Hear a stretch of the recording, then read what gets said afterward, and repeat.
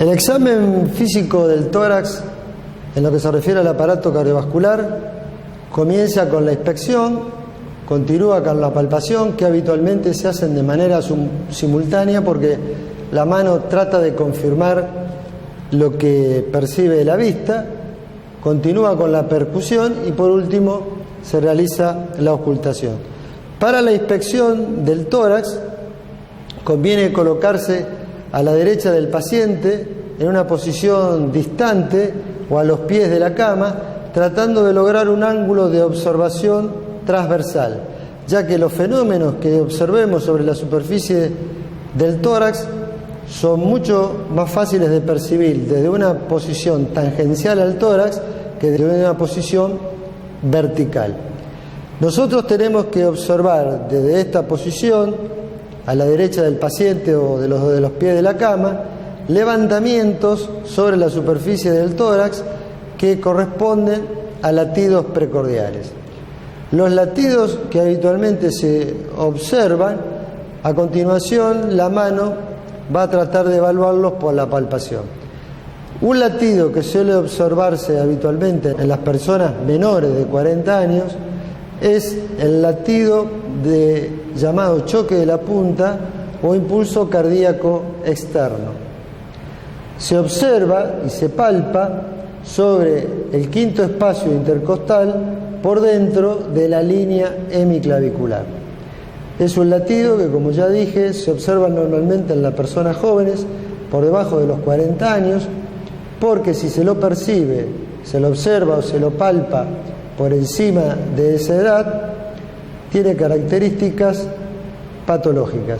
Normalmente el choque de la punta tiene el espacio que corresponde a la yema de un dedo y es un impulso suave que toca la mano durante algunas centésimas de segunda y se retira rápidamente.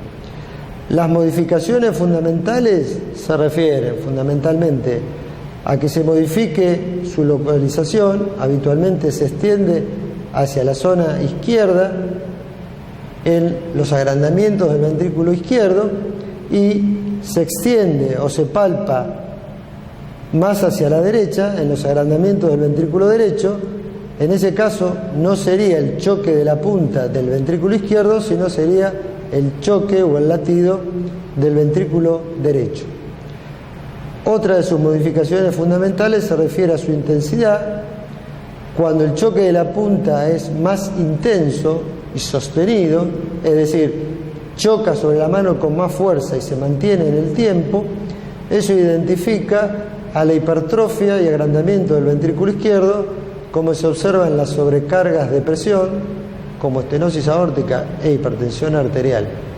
Cuando el choque de la punta es breve en duración pero extenso y abre la mano, y habitualmente desviado hacia la izquierda, se corresponde con la sobrecarga de volumen del ventrículo izquierdo, como se observa en la insuficiencia aórtica y en la insuficiencia mitral. Cuando un fenómeno visual queremos confirmarlo con la palpación, nos acercamos por la derecha del paciente hacia el tórax y colocamos las manos sobre él.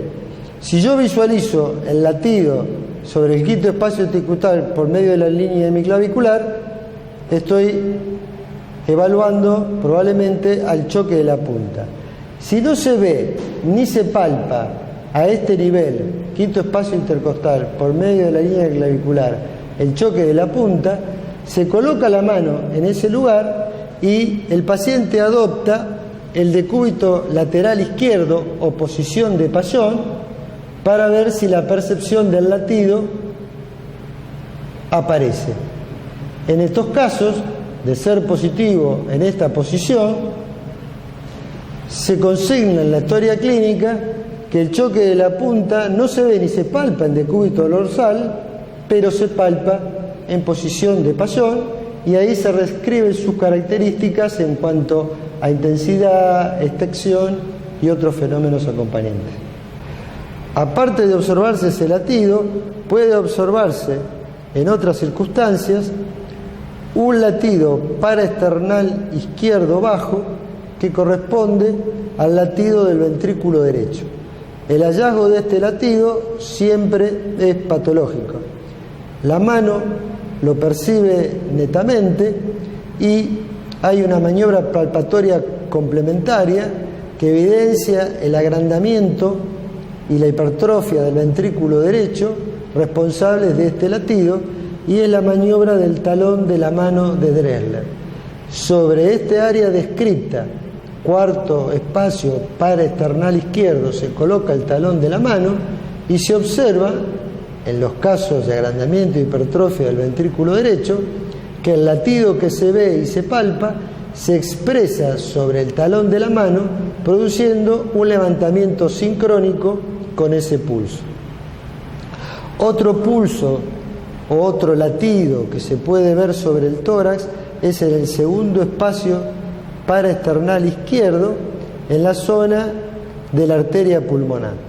Ese latido que se ve puede ser a continuación palpado e inclusive se puede percutir sobre el área del segundo espacio paraesternal, que si es mate se constituye lo que se llama la triada de la pulmonar de Chávez, latido visible, que luego se palpa con matidez en esa zona y permite hacer el diagnóstico semiológico de hipertensión pulmonar. Estos son los tres latidos más relevantes que se observan y se palpan sobre la superficie del tórax. Existe otro latido que es de rara observación y es un latido paraesternal derecho a nivel del segundo espacio y que se observa en los casos de aneurisma suprasigmoideo. Estos son latidos localizados sobre el tórax. Cuando participa todo el tórax, se configura lo que se llama latidos generalizados. Los latidos generalizados se describen habitualmente 4. En primer término, el más común de ellos, el latido diagonal directo. Diagonal entre el segundo espacio paraesternal derecho y la punta del ventrículo izquierdo. El latido generalizado determina que mientras la punta se eleve, la base se deprime. Este latido corresponde a la hipertrofia ventricular izquierda con agrandamiento y es el latido que se observa con mucha claridad en la insuficiencia aórtica. De muy rara observación es este mismo latido diagonal pero invertido. Mientras la punta se deprime, se eleva la base en el latido cardíaco. Esto se observa en los casos de aneurisma suprasigmoideo. Los otros dos latidos generalizados que se observan sobre el tórax se corresponden o son consecuencia de la hipertensión pulmonar. El latido sagital es un latido que viene de atrás hacia adelante sobre la mitad del tórax, mientras los costados se deprimen. Ese latido identifica al agrandamiento e hipertrofia del ventrículo derecho, consecuencia de la hipertensión pulmonar. Cuando a ese ventrículo derecho agrandado e hipertrofiado se le agrega la insuficiencia tricuspidia, ese latido sagital evoluciona hacia otro latido que se llama latido transversal, porque es un latido que va de izquierda a derecha del tórax. Mientras la izquierda del tórax se deprime, la derecha se levanta, producido por la regurgitación de sangre del ventrículo derecho a través de una válvula tricúspide insuficiente. Este latido transversal identifica un ventrículo derecho agrandado, hipertrofiado, con insuficiencia tricuspidia y que habitualmente se corresponden o tienen como factor determinante la hipertensión pulmonar. Además, la palpación del tórax puede percibir otros fenómenos como son los frémitos y las vibraciones valvulares. La mano recorre toda la superficie del tórax tratando de percibir sobre la unión metacarpo-falángico los fenómenos de los latidos, de las vibraciones o de los frémitos. El frémito es la expresión palpatoria de un soplo, es decir, cuando el flujo laminar se transforma en turbulento en su pasaje por el corazón. La percepción de un frémito es un fenómeno importante porque le confiere al soplo cardíaco siempre el carácter de organicidad. Y en la clasificación de Levine de 6 puntos para evaluar a los soplos, la percepción de un frémito palpatorio automáticamente coloca al soplo en una posición de 4/6. Los frémitos pueden ser sistólicos o pueden ser diastólicos. Con respecto a la palpación de vibraciones valvulares, la única realmente representativa es la palpación de las vibraciones valvulares del primer ruido, o sea, la palpación del primer ruido cardíaco, lo que identifica con bastante precisión a la presencia de una estenosis mitral. A continuación de la inspección y la palpación, se hace la percusión del área precordial. Era una maniobra que llevaba a percutir todo el área cardíaca, pero que en este momento se puede resumir en 2 hechos fundamentales. Primero, se percute el esternón, que debe ser sonoro en toda su extensión.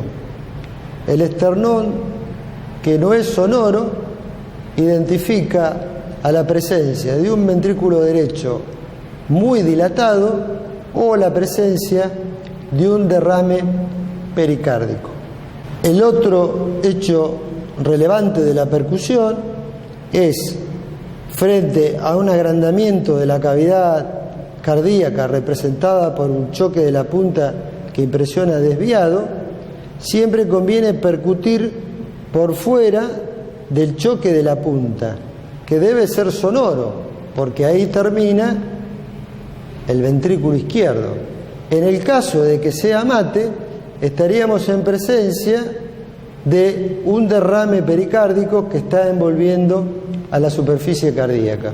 Por último, si bien se consigna en la senología abdominal, siempre habrá que evaluar un latido epigástrico que habitualmente corresponde al latido de la aorta, pero que la maniobra de Rivero Carvalho, diciéndole al paciente que inspire profundamente, podrá determinar si ese latido realmente es de la aorta abdominal o del ventrículo derecho.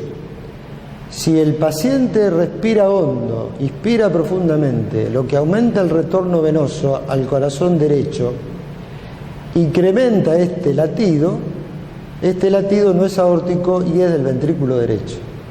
Si durante la inspiración profunda, que aumenta el retorno venoso al ventrículo derecho, pero disminuye el lleno pulmonar y por ende la eyección ventricular izquierda, este latido permanece igual o disminuye, nos informará que este latido efectivamente corresponde a la aorta abdominal.